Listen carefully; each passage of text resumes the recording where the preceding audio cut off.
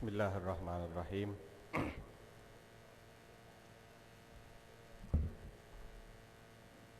எதிர்வரும் நகரசபை தேர்தல் தொடர்பாக நல்லாட்சிக்கான மக்கள் இயக்கம் நடாத்தி வருகின்ற மக்கள் சந்திப்பு பிரச்சார கூட்டத்தொடரில்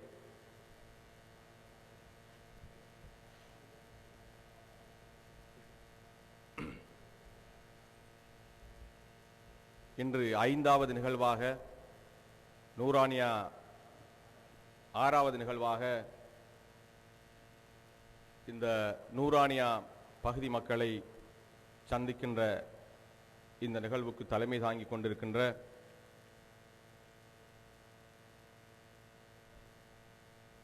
சகோதரர் அல்ஹாஜ் ஹாரூன் அவர்களே மற்றும் எனக்கு முன்னர் பேசிவிட்டு அமர்ந்திருக்கின்ற பொறியியலாளர் ஃபலுல் ஹக் அவர்களே,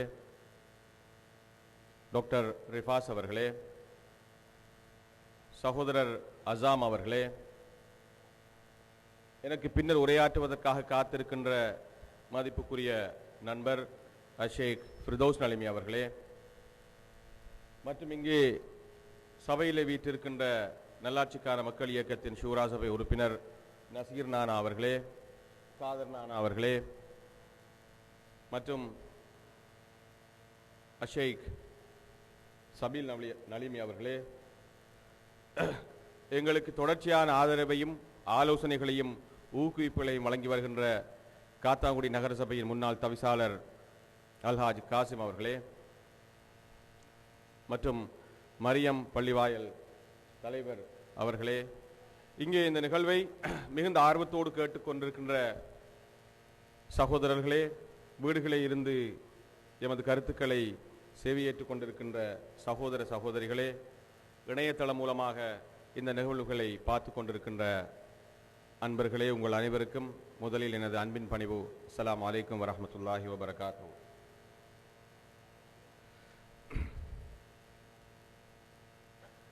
நல்லாட்சிக்கான மக்கள் இயக்கம் தேர்தல் களத்திலே எதை முன்வைத்து வருகிறது, எதை இந்த சமூகத்தில் உருவாக்க வேண்டும் என்று பாடுபட்டு வருகிறது,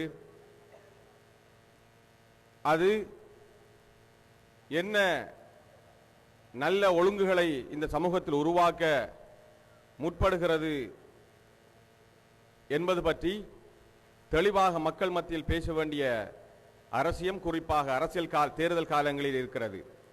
ஏனென்றால் காலம் காலமாக அரசியல் தொழிலாளிகளால் முன்னெடுக்கப்பட்டு வருகின்ற கீழ்த்தரமான பிற்போக்குவாத அரசியல் கலாச்சாரத்தினையே மக்கள் மத்தியில் மீண்டும் திணிப்பதற்காக இன்று பலரும் பகீரத பிரயத்தனம் எடுத்து வருகின்ற வேளையிலே நல்லாட்சிக்கான மக்கள் இயக்கத்தின் முன்னெடுப்புகளை நம்பிக்கைக்கு பாத்திரமான அரசியல் நடவடிக்கைகளை புரிந்து கொண்ட மக்கள் நல்லாட்சிக்கான மக்கள் இயக்கத்தின் பின்னால் அணிதிரண்டு வருகின்ற வேளையிலே 2 விடயங்களை இந்த பிரச்சார கூட்டத்தின் போது வலியுறுத்தி பேசுவது பொருத்தம் என நினைக்கின்றேன். நாம் இந்த பிரதேசத்தில் ஏற்படுத்த நினைக்கின்ற நல்லாட்சி, அதனுடைய முக்கியத்துவம், அது எப்படி காலங்காலமாக செய்து வரப்படுகின்ற இந்த சமூகத்திலே முன்னெடுத்து வரப்படுகின்ற அரசியலில் இருந்து வேறுபடுகிறது என்பதை புரிந்து கொள்வதற்கு, அல்லது இந்த சமூகத்திலே எந்த விடயங்கள் பிழையாக புரியப்பட்டிருக்கிறது என்ற விடயத்தை விளங்கப்படுத்துவதற்கு 2 விடயங்களை மையப்படுத்தி 2 விடயங்களை தெளிவுபடுத்தி பேச வேண்டும் என நினைக்கின்றேன். அதில் முதலாவது தலைமைத்துவம். தலைமைத்துவம் என்பது என்ன? சமூக பார்வையிலே தலைமைத்துவம் எப்படி இருந்திருக்க வேண்டும்? இஸ்லாம் எப்படி அதனை வரையறுத்து சொல்கிறது? ஆனால் காலம் காலமாக நமது அரசியல் தொழிலாளிகள் எப்படி அந்த தலைமைத்துவம் என்கின்ற பொறுப்பினை தமக்கு வசதியாகவும் தமது பிழைப்புக்கான ஊடகமாகவும் மாற்றிக் கொண்டிருக்கிறார்கள் என்பது பற்றி பேச வேண்டியிருக்கிறது. இரண்டாவதாக அபிவிருத்தி என்றால் என்ன என்பது பற்றி பேச வேண்டியிருக்கிறது. ஏனென்றால் தேர்தல் காலத்திலே ஏற்கனவே நான் பல கூட்டங்களிலே சொன்னது போல பிச்சைக்காரனின் புண் போல இந்த அபிவிருத்தி என்ற வார்த்தை பயன்படுத்தப்பட்டு வருகிறது. அபிவிருத்தி என்ற வார்த்தையினுடைய அர்த்தம் பொதுமக்களுக்கு விளங்கிவிடக்கூடாது என்பதிலே அரசியல் தொழிலாளிகள் மிகவும் கண்ணும் கருத்துமாக இருக்கிறார்கள். ஏனென்றால் அரசியல் அபிவிருத்தி என்பதனுடைய அர்த்தத்தை மக்கள் புரிந்து கொண்டால் இவர்கள் இத்தனை காலமும் மக்களின் பெயரால் கிடைத்த பணத்தை கொண்டு மக்களுக்காக செய்ததாக பீட்டிக் கொள்கின்ற விடயங்கள் பற்றி மக்கள் தெளிவு பெற்று விடுவார்கள். ஏற்கனவே மக்கள் தெளிவு பெற்று வருகிறார்கள். எனவே அபிவிருத்தி என்கின்ற வார்த்தையினை குறுக்கி வளமையான பிற்போக்குத்தனமான கருத்துக்குள்ளே மக்களை முடக்கி மீண்டும் அதிலே திணிக்க இவர்கள் ஆசைப்பட்டுக் கொண்டிருக்கிறார்கள். எனவே இந்த இரண்டு விடயங்களை பற்றி இங்கே உதாரணங்களோடு பேசுவது பொருத்தம் நினைக்கின்றேன். எனக்கு பின்னர் ஃபிர்தௌஸ் நலிமி அவர்களும் பேச இருப்பதனால் மிகவும் சுருக்கமாக என் உரையை முடித்துக் கொள்ளலாம் நினைக்கின்றேன். உண்மையில் தலைமைத்துவம் என்பது இங்கே நாம் சமூகத்திலே அரசியல் களத்திலே காண்பது போல ஓரிரு தனி மனிதர்களை அடையாளப்படுத்துவது கிடையாது. இங்கே நடக்கின்ற விடயம் என்னவென்றால், தேர்தல் வந்துவிட்டால் புது புது தலைவர்கள் முளைக்கிறார்கள். தேர்தல் வந்துவிட்டால் புதிய புதிய மனிதர்கள் தலைவர்களாக செயற்கைத்தனமாக அடையாளப்படுத்தப்படுகிறார்கள். இன்று ஜும்மா தொழுகையின் போது நான் அங்கே துண்டு பிரசுரத்தை கொடுத்துக் கொண்டிருந்த போது ஒரு புது மனிதனை கண்டேன். ஒரு புது தோற்றத்தில் கண்டேன். அவர் சாதாரணமாக நடமாடி வந்த மனிதர். சாதாரண மனிதராக உங்களையும் என்னையும் போல்தான் அவர் இருந்தார். ஆனால் இன்று அவருடைய உடை மாறி இருந்தது, அவருடைய நடை மாறி இருந்தது, அவருடைய பந்தாக்கள் கூடியிருந்தது. அப்படியே பள்ளிக்கு வருகிறார். அப்போதுதான் நான் புரிந்து கொண்டேன், இவரும் தேர்தலில் நிற்கிறார். சமூகத்துக்கும் அவருக்கும் எந்த தொடர்பும் கடந்த காலத்தில் இருந்தது கிடையாது. ஆனால் இங்குள்ள ஒரு அரசியல்வாதி தனது வாக்கு வங்கியில் ஏற்பட்டிருக்கின்ற சரிவை செயற்கைத்தனமாக மறைத்துக் கொள்ள வேண்டும் என்கின்ற கபட நோக்கில் அவரையும் உள்வாங்கியதன் காரணமாக இப்போது சாதாரணமாக இருந்த மனிதர், நன்றாக இருந்த அந்த மனிதர் பந்தாக்களுடன் கூடிய ஒரு புதிய அரசியல்வாதியாக நடமாடி வருகிறார். ஒரு நேஷனல் ஷர்ட், ஒரு எடுப்பான நடை, மக்களை அப்படியாக ஒரு ரோபோ பார்ப்பது போல பார்க்கின்ற பார்வை, இப்படியாக தான் இப்போது மக்களில் இருந்து உயர்ந்து விட்டேன் என்கின்ற பார்வையோடு அவர் உலா வருகிறார். அதைத்தான் இங்கே போஸ்டரில் பார்க்கிறோம். சாதாரணமாக இருந்த மனிதர்கள் எல்லாம் தொப்பியோடு இங்கே சிரித்த முகத்தோடு இருக்கிறார்கள். பசுமை நகரத்துக்கு ஆளுமை மிக்க தலைமைத்துவம் என்று பசுமையையும் ஆளுமையின் அர்த்தமே விளங்காமல் ஒருவர் போஸ்டரிலே செயற்கையாக பல்லளித்துக் கொண்டிருக்கிறார்.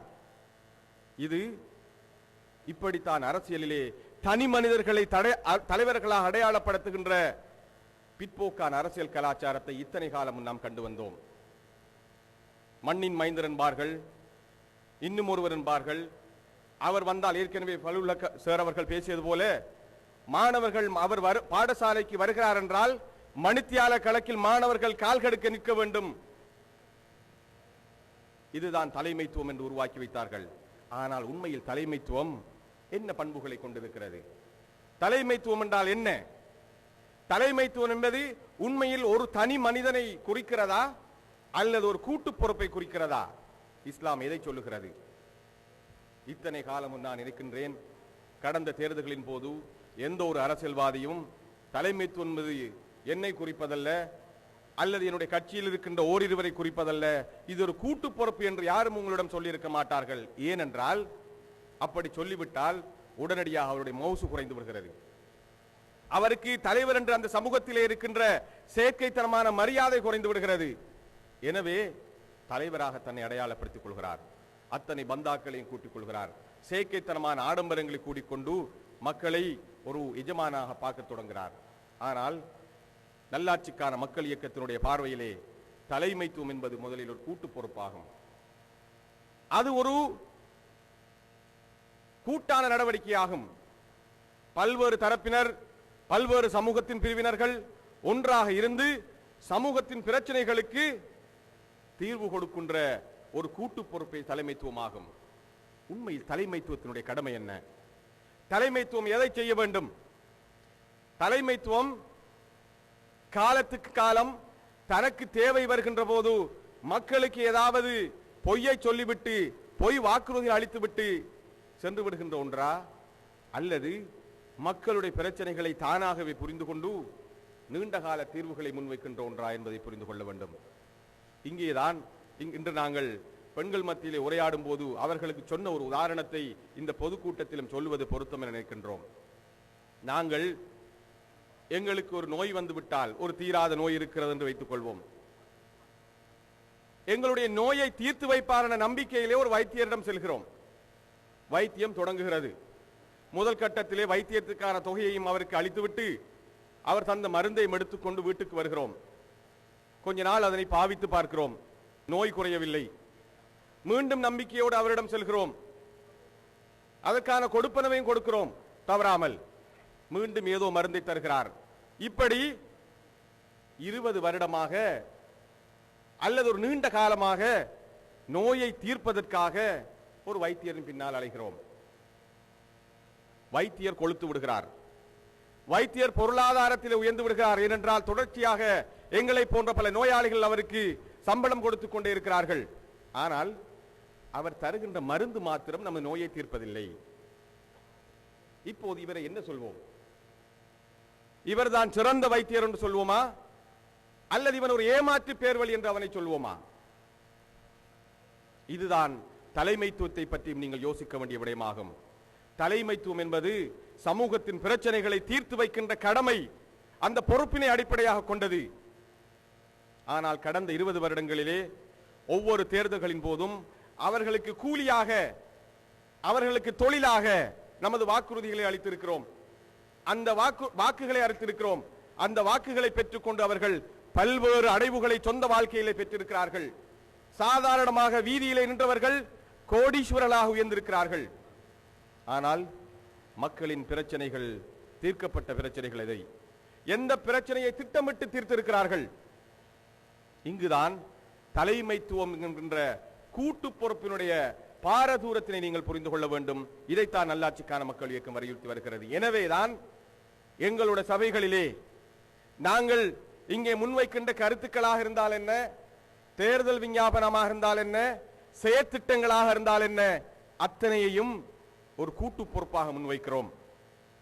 இங்கே எங்களுக்கு இருக்கின்ற ஷூரா என்கின்ற அந்த தலைமைத்துவம் தான் நாங்கள் இங்கே மேடையில் நின்று நல்லாட்சிக்கான மக்கள் இயக்கம் சார்பாக அளிக்கின்ற ஒவ்வொரு வாக்குறுதிகளுக்கும் பொறுப்பான இயக்கமாக இருக்கிறது.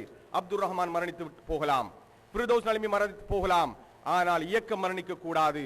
இங்கே நாம் வருகின்ற போது சில சகோதரிகளை கண்டேன், உங்களை காணவில்லை, உங்கள் பேரை கேள்விப்பட்டிருக்கிறோம், உங்களை தெரியாது என்று அவர்கள் ஆசையோடு எங்களை சந்தித்தார்கள். அப்போது நான் அவரிடம் கேட்டேன், என்னை தெரியவில்லை, எங்கள் இயக்கத்தை தெரிந்திருக்கிறதா? தெரியும். அதுதான் எங்களுக்கு தேவை. இயக்கம் தெரிய வேண்டும், இயக்கத்தின் கொள்கைகளை மக்கள் நம்ப வேண்டும், இயக்கம் வாழ வேண்டும். அதுதான் இந்த சமூகத்துக்கு நிரந்தரமான தலைமைத்துவமே தவிர அப்துல் ரஹ்மானோ அல்லது ஃபிர்தௌஸ் நலிமியோ அல்லது இன்னும் எவரோ தனி மனிதர்களை நம்புகின்ற அந்த தலைமைத்துவத்தின் பாரதூரத்தை நாங்கள் கடந்த காலங்களில் உணர்ந்திருக்கிறோம். இது தலைமைத்துவம் தொடர்பாக நல்லாட்சிக்கான மக்கள் இயக்கம் கொண்டிருக்கின்ற முதலாவது பண்பு. நல்லாட்சி என்கின்ற இங்கு நாங்கள் நடைமுறைப்படுத்த திட்டமிட்டு இருக்கின்ற அந்த நல்லாட்சியினை இந்த தலைமைத்துவ ஒழுங்கிலேதான் நாங்கள் உருவாக்க இருக்கிறோம். எனவேதான் எங்களது கல்வி தகைமைகளை உங்களுக்கு சொல்லி, எங்களது வீர பிரதாபங்களை உங்களுக்கு சொல்லி, எங்களது ஏனைய திறமைகளை உங்களுக்கு சொல்லி, இவருக்கு 3 விருப்பு வாக்களியுங்கள், இவருக்கு மாலை போடுங்கள், இவர் பேசும்போது கரகோஷம் செய்யுங்கள் என்கின்ற செயற்கைத்தனமான நடவடிக்கைகளை நாங்கள் செய்வது கிடையாது. ஒரு சமூகத்துக்கு நம்பிக்கைக்கு பாத்திரமான தலைமைத்துவம் உருவாக்கி கொடுக்க வேண்டும் என்று நாங்கள் பாடுபட்டுக் கொண்டிருக்கின்றோம். இரண்டாவதாக, தலைமைத்துவம் என்பது உண்மைக்குரியதாக இருக்க வேண்டும், உண்மை பேசுவதாக இருக்க வேண்டும். எப்போது பொய் பேச தொடங்கி விடுகிறதோ, நிலைமைகளை சமாளிப்பதற்காக கற்பனை கதைகளையும் பொய்களையும் சொல்ல தொடங்கி விடுகிறதோ, அப்போது அது வழி தவறி விடுகிறது. முதலில் இறைவனுடைய உதவியை இழந்து விடுகிறது அந்த தலைமைத்துவம். இரண்டாவது, சமூகத்துக்கும் அது பிரயோசனம் இல்லாமல் போகிறது. தேர்தல் காலம் இது. எத்தனை பொய்களை நாங்கள் கேட்கிறோம், எத்தனை கட்டுக்கதைகளை வாக்குறுதிகளாக நாங்கள் கேட்கிறோம். நம்பவே முடியாத, நடக்கவே முடியாத விடயங்களை நாங்கள் பார்க்கிறோம். இந்த பிரதேசத்தில் உரையாற்றுகின்ற போது இந்த பிரதேசம் எப்படி தேர்தல் காலங்களின் போது பொய் வாக்குறுதிகளை வழங்குகின்ற அந்த தலைமைத்துவத்தினால் ஏமாற்றப்பட்டுள்ளது என்ற விடயத்தை சில உதாரணங்களை சொல்லுவது பொருத்தம் என இருக்கின்றேன். இந்த வீதி டாக்டர் ரிஃபாஸ் அவர்கள் சொன்னார்கள், நான் பாடசாலைக்கு 1984 ஆண்டிலிருந்து இந்த பாடசாலை வழியாகத்தான் சென்று வந்தேன். எப்படி இந்த வீதி இருந்ததோ அப்படியே தான் இருக்கிறது. ஆனால் ஒவ்வொரு தேர்தலும் வருகின்ற போது இங்கே மண்ணின் மைந்தர் வருவார், வாக்குறுதி அளிப்பார். கடந்த தேர்தலின் போது இந்த மக்களுக்கு அளிக்கப்பட்ட வாக்குறுதி இந்த வீதி கான்கிரீட் வீதியாக மாற்றப்படும் என்கின்ற வாக்குறுதி. இப்போது அளிக்கப்படுகின்ற வாக்குறுதி கார்பெட் ரோடாக மாறும் என்கிற வாக்குறுதி. சில நேரம் அடுத்த தேர்தலிலே மாபிள் கற்களால் இந்த வீதி அமைக்கப்படும் என்ற வாக்குறுதி கூட அளிக்கப்படலாம். ஏனென்றால் அளிக்கப்படுகின்ற வாக்குறுதிகள் பற்றி அவர்களுக்கு எந்த கவலையும் கிடையாது. உண்மை பேச வேண்டும் என்ற எந்த அக்கறையும் அவர்களுக்கு கிடையாது. மக்களுக்கு பொறுப்பு சொல்ல வேண்டும். தேர்தலில் நான் இதை வாக்குறுதி அளித்திருக்கிறேன், இதை நம்பித்தான் எனக்கு மக்கள் ஆணை அளிக்கிறார்கள் என்கின்ற எந்த கவலையும் கிடையாது. பொறுப்பற்ற தலைமைத்துவம். இன்னும் ஒரு இந்த மக்கள் இந்த பகுதி இளைஞர்கள் ஏமாற்றப்பட்ட இன்னும் ஒரு உதாரணத்தை நான் சொல்ல வேண்டும். இங்கே ஒரு சன சமூக நிலையம் இருக்கிறது, உமர் சன சமூக நிலையம். இங்கே உள்ள இளைஞர்கள் ஒன்றாக இணைந்து இந்த சமூகத்தின் வளர்ச்சிக்கு முன்னேற்றத்துக்குமாக தங்களால் ஆன பணிகளை செய்வதற்காக கடந்த 9-10 வருடங்களாக அந்த சன சமூக நிலையத்தை நடத்தி கொண்டிருந்தார்கள். அவர்களுடைய செயற்பாடுகளில் ஒரு அடிப்படையான கல்வி நடவடிக்கையாக இந்த பகுதி ஏழை மாணவர்களுக்குரிய ஒரு முன்பள்ளி பாடசாலையை, ஒரு நர்சரியை நடத்தி வந்தார்கள், பாலர் பாடசாலை நடத்தி வந்தார்கள். இதனை எந்த கட்டணமும் இல்லாமல் நடத்தி வந்தார்கள் இந்த ஏழை மாணவர்களுக்காக. ஆனால் அவர்களுக்கு நிரந்தர கட்டடம் ஒன்று இருக்கவில்லை, நிரந்தரமான இடம் ஒன்று இருக்கவில்லை. இந்த பகுதியில் கடந்த பாராளுமன்ற தேர்தலின் போது மண்ணின் மைந்தன் என்று வாக்கு கேட்டு இங்கே வந்தவர்கள் எப்படி அந்த இளைஞர்களை ஏமாற்றினார்கள், எப்படி நடுத்தருவிலே கைவிட்டார்கள் என்கின்ற கதை, எப்படி முழு சமூகத்தையும் இந்த தலைமைத்துவம் ஏமாற்றிக் கொண்டிருக்கிறது என்பதற்கு நல்ல உதாரணமாகும். கடந்த தேர்தலில் இந்த இளைஞர்களின் ஆதரவு அவர்களுக்கு தேவைப்பட்டது, இந்த பகுதி மக்களுடைய வாக்கு தேவைப்பட்டது. அங்கே போய் சொன்னார்கள், உங்களுக்கு நிரந்தர இடம் ஒன்றை நாங்கள் வாங்கி தருகிறோம், 6 லட்சம் ரூபாய் பெறுமதியான காணிக்குரிய உதவியை செய்கிறோம், நாளைக்கே 3 லட்சம் ரூபாய் உங்களுக்கான கொடுப்பனவு இருக்கிறது, பெற்றுக்கொள்ளுங்கள், உடனடியாக வேலை திட்டம் தொடங்கும், செய்யுங்கள் என்று சொன்னார்கள். இந்த இளைஞர்களும் நம்பி இருந்தார்கள், இந்த பகுதி மக்களும் அதை நம்பி வாக்களித்தார்கள். தேர்தல் முடிந்தது, மக்கள் அந்த நம்பிக்கையின் அடிப்படையில் தமது கடமையை செய்து முடித்தார்கள். ஆனால் மண்ணின் மைந்தர் வளமை போல அதனை மறந்துவிட்டு பாராளுமன்றம் சென்றார். அதனை மறந்துவிட்டு தான் பிரதி அமைச்சராகிக் கொண்டு இன்னும் இந்த பகுதியிலே வலம் வந்து கொண்டிருக்கிறார். ஆனால் இளைஞர்கள் அதனை மறக்கவில்லை. என்னிடம் அதனை சொன்னார்கள், இந்த துரோகத்தனத்தை, இந்த ஏமாற்றினை நீங்கள் இந்த பிரதேசத்திலே, இந்த மேடையிலே சொல்ல வேண்டும் சொன்னார்கள். எனவே தான் அதனை சுட்டி காட்டுகிறேன். இந்த இடத்தில் தான் நல்லாட்சிக்கான மக்கள் இயக்கம் எப்படி நடந்து கொண்டது என்பதை பற்றி சொல்ல வேண்டும். ஒரு பொறுப்புள்ள அரசியல் இயக்கமாக ஒரு 8 மாதங்களுக்கு முன்னால் இந்த பகுதியை மையப்படுத்திய ஒரு பரீட்சாத்த ஒரு பூர்வாங்க வேலை திட்டமுறை நாங்கள் தொடங்கினோம். முழு பகுதிக்கும் செய்யக்கூடிய சமூக அபிவிருத்தி வேலை திட்டங்களில் ஆரம்ப கட்டமான வேலை திட்டங்கள் இந்த பகுதியை தொடங்கினோம்.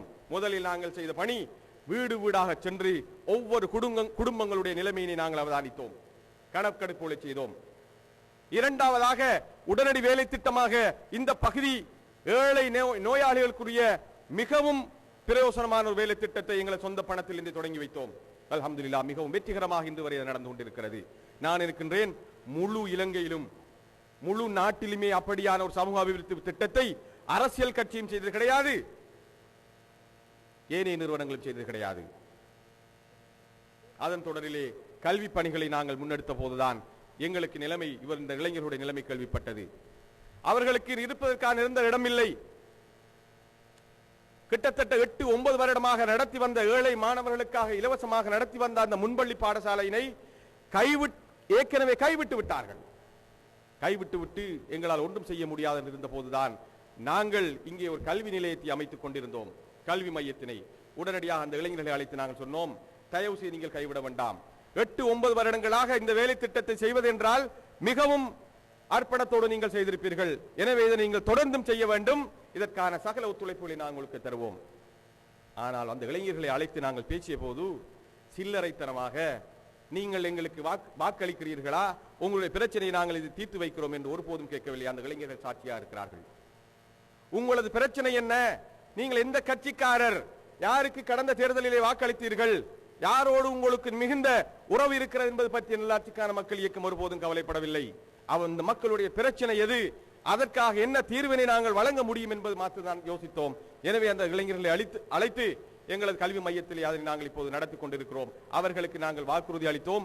இன்ஷா அல்லாஹ் நீங்களும் நாங்களுமாக இணைந்து உங்களுக்குரிய நிரந்தரமான இடம் ஒன்றுக்கான தீர்வினை இன்னும் ஒரு 6 மாத காலத்துக்குள் பெற்றுக்கொள்வோம் என்று நாங்கள் முடிவெடுத்தோம்.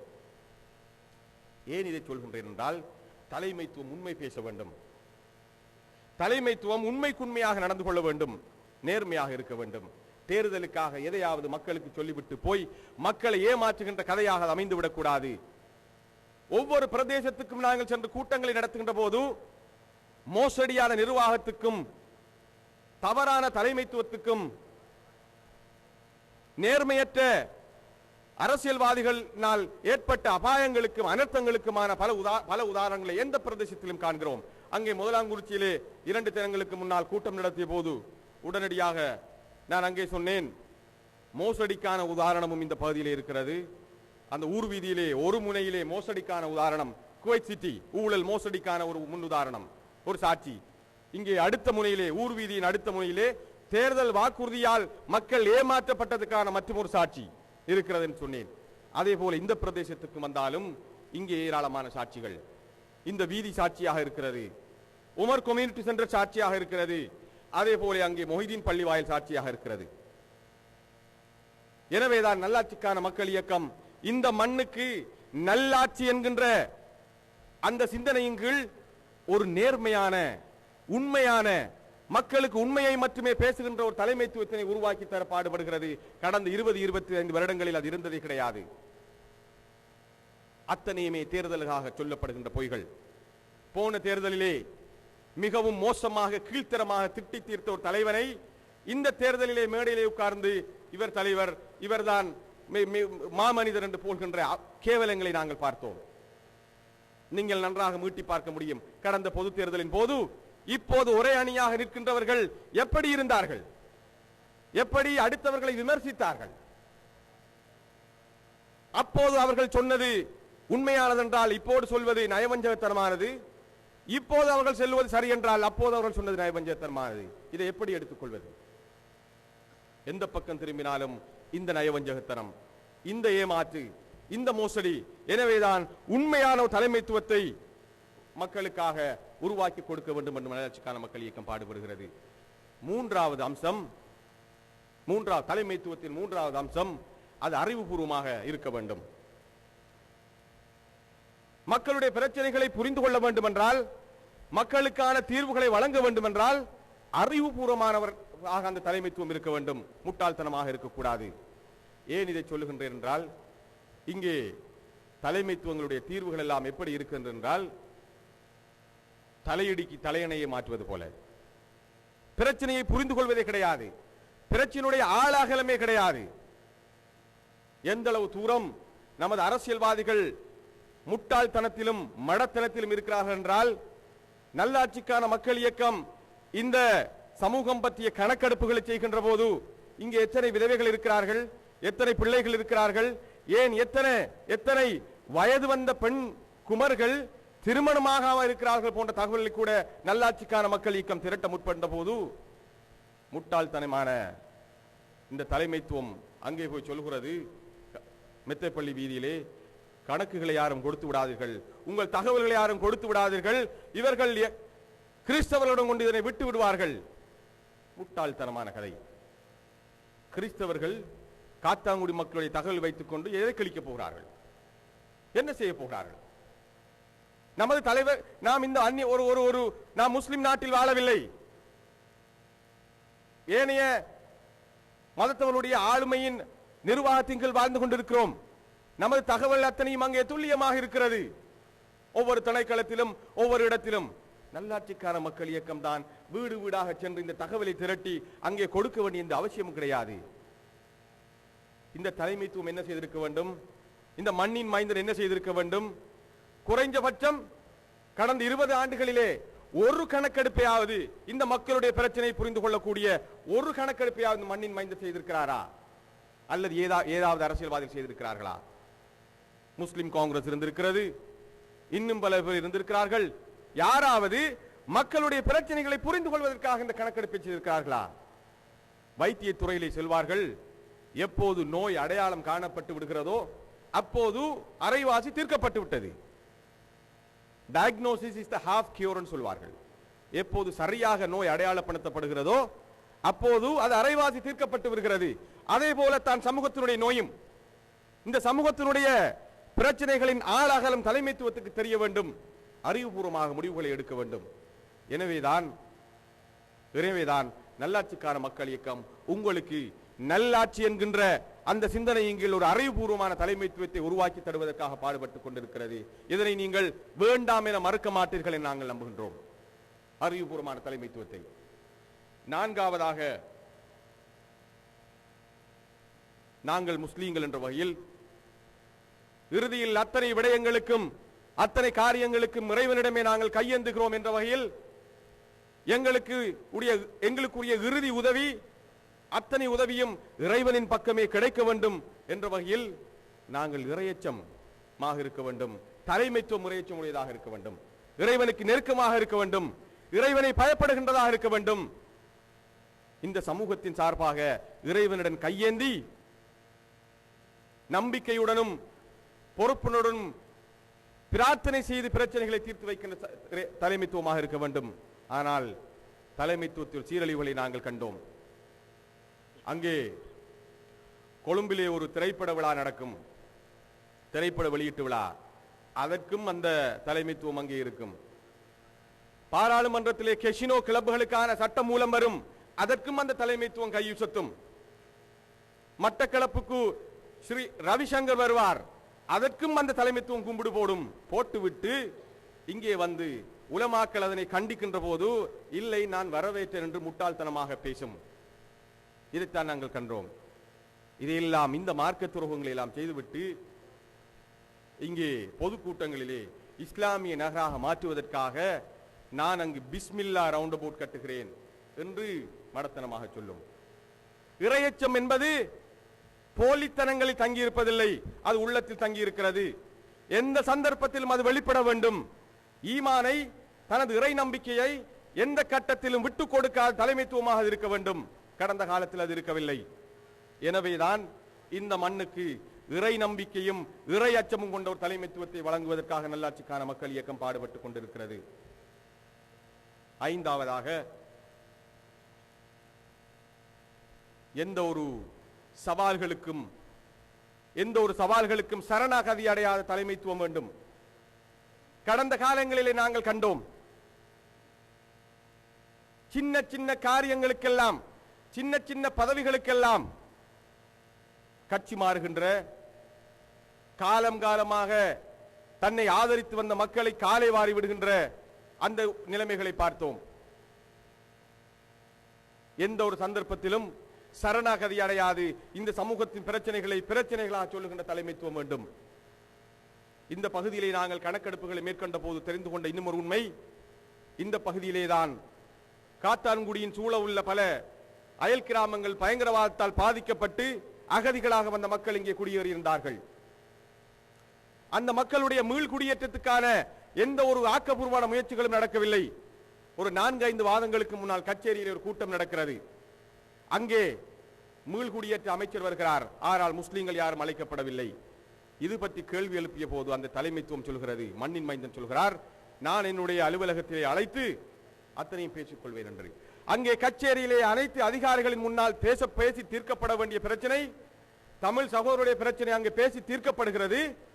முஸ்லிம்களுடைய பிரச்சனை ஒரு சிறிய அறைக்குள் முடக்கப்படுகிறது. இத்தனைக்கும் இந்த மாவட்டத்திலே வெளியேற்றப்பட்ட 30க்கும் அதிகமான முஸ்லிம் கிராமங்கள் வெளியேற்றப்பட்ட கிராமங்களாக கூட இன்னும் கச்சேரியுடைய பதிவுகளிலே இல்லை என்கின்ற ஒரு கவலைக்குரிய செய்தியும் இருக்கிறது.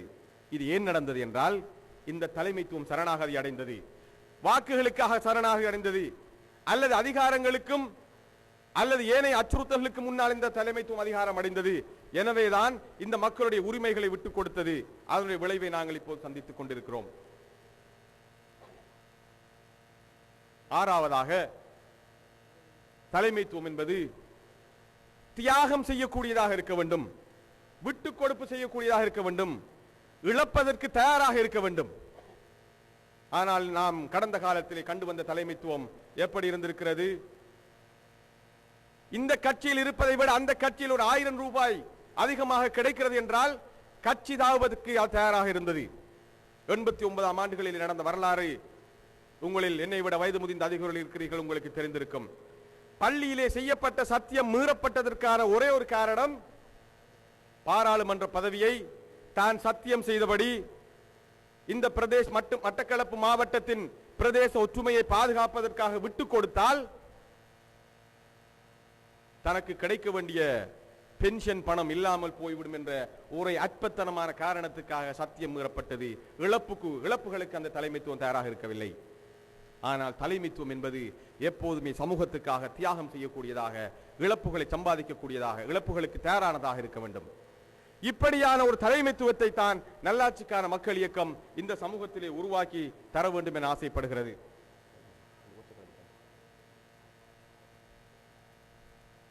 ஏன் இதனை நான் தெளிவாக அம்சங்களை அடையாளப்படுத்தி பேசுகிறேன் என்றால், இத்தனை காலமும் சமூகத்தின் முன்னால் தலைமைத்துவம் என்ற வார்த்தைக்கு ஒரு கட்டமைப்பு செய்யப்பட்டிருக்கிறது. ஒரு இமேஜ் பில்டிங், ஒரு கட்டமைப்பு செய்திருக்கிறார்கள். அந்த கட்டமைப்பின் பின்னால் மக்களை அப்படியே சிந்திக்க விடாமல் கட்டுப்பட்டு கிடக்க வேண்டும் என்று ஆசைப்படுகிறார்கள்.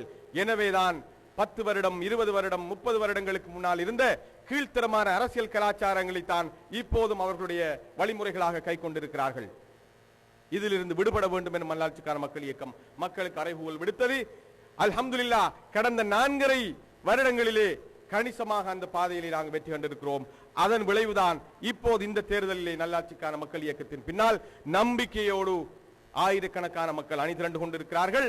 அதேவேளை இந்த கீழ்த்தரமான அரசியலை செய்து வந்தவர்கள் தங்களது அரசியல் வங்குரோத்துத்தனங்களை மறைத்துக் கொள்வதற்காக தடுமாறிக் கொண்டிருக்கிறார்கள். ஒவ்வொரு நாளும் ஒவ்வொரு விடயத்தை சொல்வதற்காக திணறிக் கொண்டிருக்கிறார்கள். தேர்தல்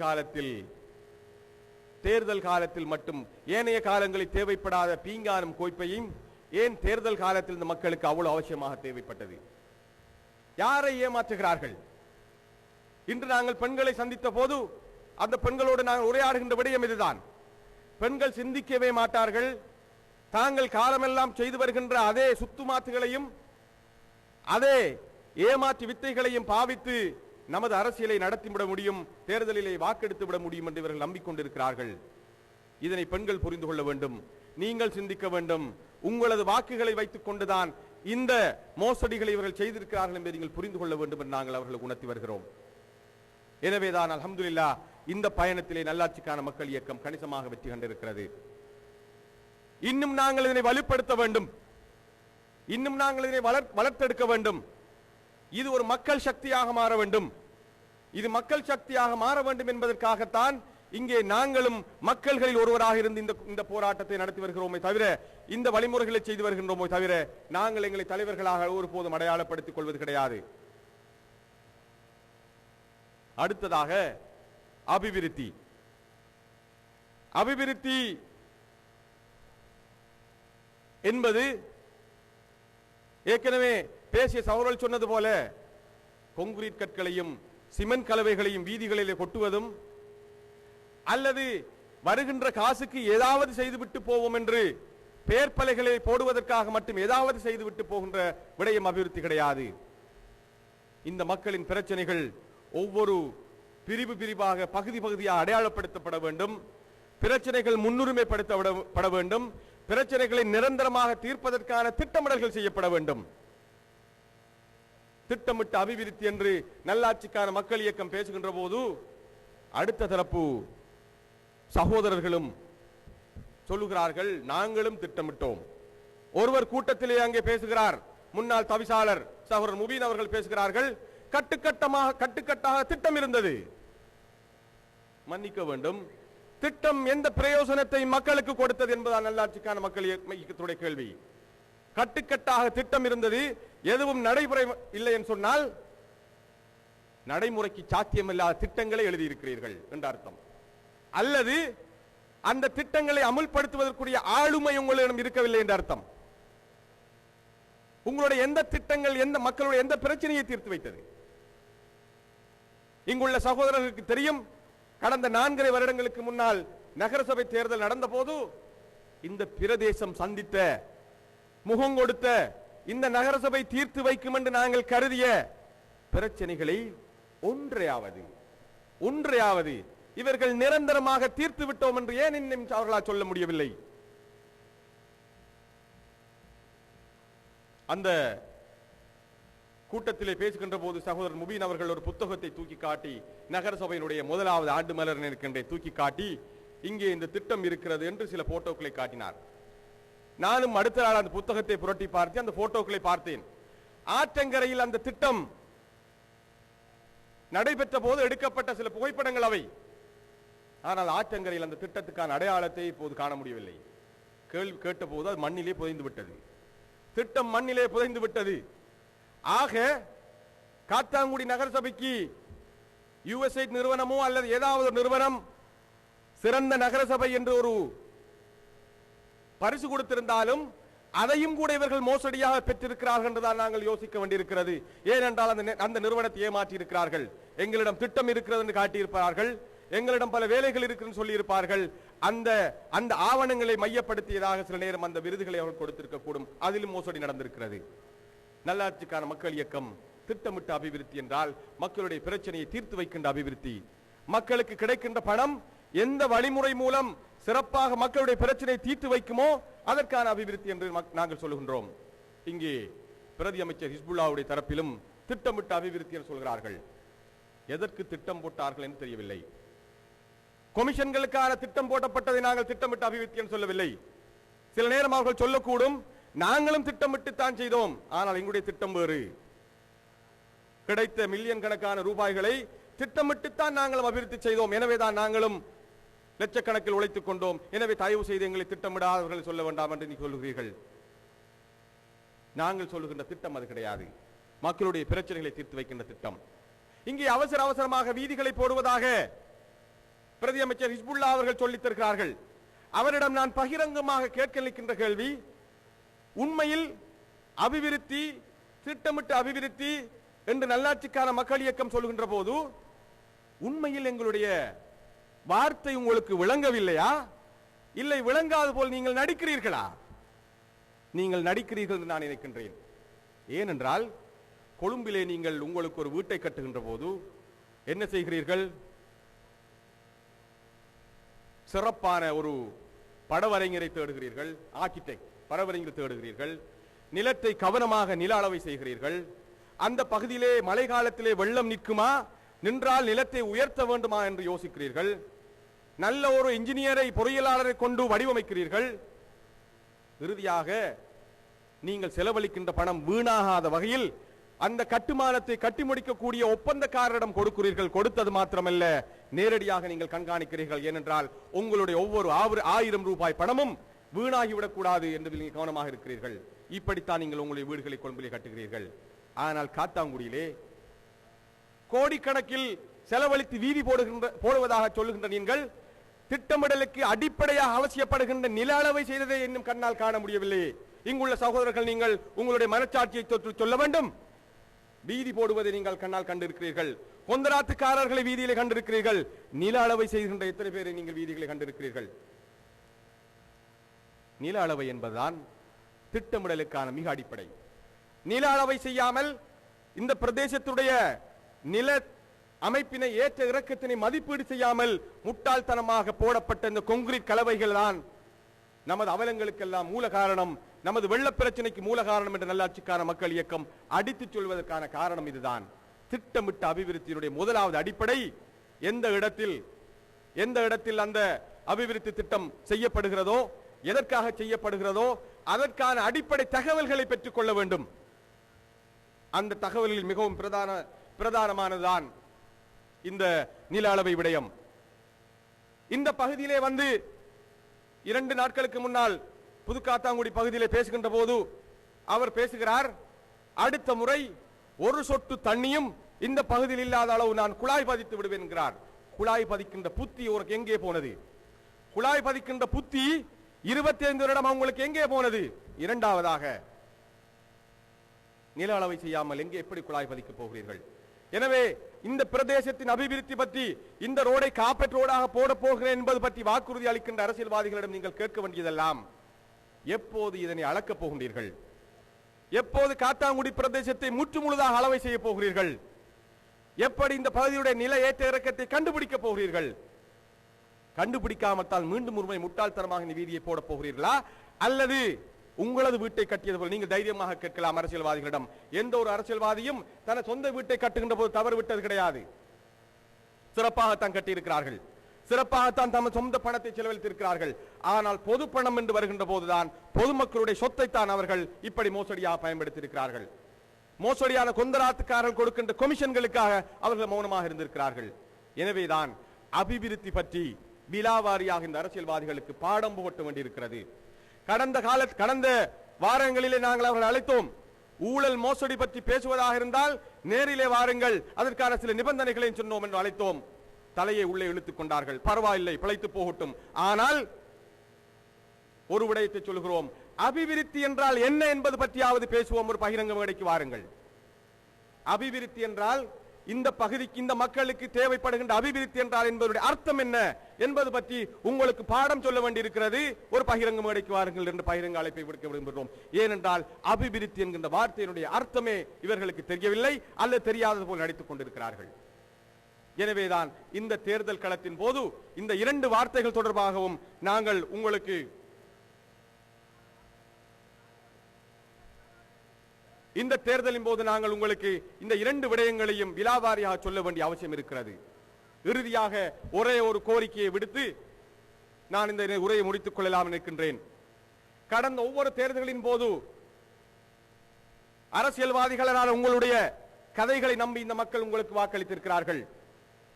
அந்த வாக்குகள் மூலம் கிடைத்த பதவிகளை கொண்டு நீங்கள் நல்ல சுகமாக வாழ்ந்து கொண்டிருக்கிறீர்கள். அரசியலுக்கு வந்த நீங்கள் யாருமே நடுத்தருவுக்கு வந்தது கிடையாது. நடுத்தருவில் இருந்து நீங்கள் கோடீஸ்வரனாக மாறி இருக்கிறீர்கள். மக்கள் அளித்த இந்த பதவி மூலமாக நீங்கள் வாழ்ந்து கொண்டிருக்கிறீர்கள். ஒவ்வொரு தேர்தலையும் நீங்கள் வாழ்வதற்காக பயன்படுத்திக் கொண்டிருக்கிறீர்கள். இந்த தேர்தலையாவது மக்கள் வாழ்வதற்காக விட்டு வையுங்கள். மக்கள் இந்த தேர்தலிலாவது வாழட்டும். மக்கள் தங்களுக்கான வெற்றியை அமைத்துக் கொள்ளட்டும். மக்களுக்கு எது நல்லதோ, மக்களுக்கு எந்த நல்லாட்சி அவசியப்படுகிறதோ அதனை மக்கள் தெரிவு செய்வதற்காக மக்களை விட்டு விடுங்கள். மக்களை குழப்பத்தில் ஆழ்த்த வேண்டாம், மக்களை பிழையாக வழி நடத்த வேண்டாம் என்று இறுதியாக கேட்டுக்கொள்ள விரும்புகின்றோம். எனவேதான் சகோதரர்களே, எதிர்வரும் 17ஆம் தேதி நல்லாட்சிக்கான மக்கள் இயக்கம் இது இத்தனை காலமும் சொல்லி வருகின்ற, முன்வைத்து வருகின்ற, நடைமுறைப்படுத்தி வருகின்ற வேலை திட்டங்கள் நம்பிக்கைக்குரியதான வேலை திட்டங்களை நீங்கள் கண்டிருக்கிறீர்கள். இதிலே இங்கிருக்கின்ற எந்த நபரும் சொந்த பதவிக்காகவும் சொந்த தலைமைத்துவத்தினை கட்டி எழுப்புவதற்காகவும் பாடுபடவில்லை என்பதை நீங்கள் அனுபவ ரீதியாக கண்டிருக்கிறீர்கள். தலைமைத்துவம் என்றால் எப்படி இருக்க வேண்டும் என்பதை நாங்கள் இப்போது உங்களுக்கு சொல்லியிருக்கிறோம். எனவே இந்த வேலை திட்டத்தில் நீங்களும் இணைந்து கொள்ள வேண்டும். நீங்களும் இதில் ஒரு பங்காளியாக மாற வேண்டும். இந்த தேர்தலின் வெற்றியை உங்களுடைய வெற்றியாக மாற்ற வேண்டும். இத்தனை காலமும் உங்களுடைய வாக்குகள் மூலமாக அடுத்தவர்கள் தான் வென்றிருக்கிறார்கள். எனவேதான் நமக்காக நாம் வாக்களிப்போம் என்கின்ற கோஷத்தை நல்லாட்சிக்கான மக்கள் இயக்க வைத்திருக்கிறது. கடந்த காலங்களில் நாங்கள் அடுத்தவர்களுக்காக வாக்களித்தோம். இந்த முறை நமக்காக நாம் வாக்களிப்போம். இந்த வெற்றியை நமதாக்கிக் கொள்வோம். எனவே இன்ஷா அல்லாஹ் எதிர்வரும் 17ஆம் தேதி நல்லாட்சிக்கான மக்கள் இயக்கத்துடைய தேர்தல் சின்னமான தொப்பி சின்னத்துக்கு மாத்திரம் வாக்களித்து எந்த இலக்கங்களுக்கு வாக்களிக்க வேண்டிய எந்த குழப்பமும் இங்கே கிடையாது. இலக்கங்களை நீங்கள் ஞாபகம் வைத்திருக்க வேண்டிய அவசியமே கிடையாது. நல்லாட்சிக்கான மக்கள் இயக்கத்தினுடைய சுயேட்சை சின்னத்தில் இலக்கம் ஒன்றில் போட்டியிடுகின்ற தொப்பி சின்னத்தில் போட்டியிடுகின்ற எங்களுக்கு உங்களுடைய வாக்குகளை அளித்து இந்த மண்ணில் நல்லதொரு ஆட்சியை, நல்லதொரு மறுமலர்ச்சியினை நாங்கள் உங்களுக்கு சொல்லி காட்டியது போல இந்த சமூகத்துக்கு பொருத்தமான தலைமைத்துவத்தினை அதன் மூலமாக இந்த சமூகத்துக்கான தீர்வுகளை வென்றெடுப்பதற்கான உதவிகளையும் பங்களிப்பில் நீங்களும் செய்ய வேண்டும் என கோரி முடித்துக் கொள்கின்றேன். நன்றி.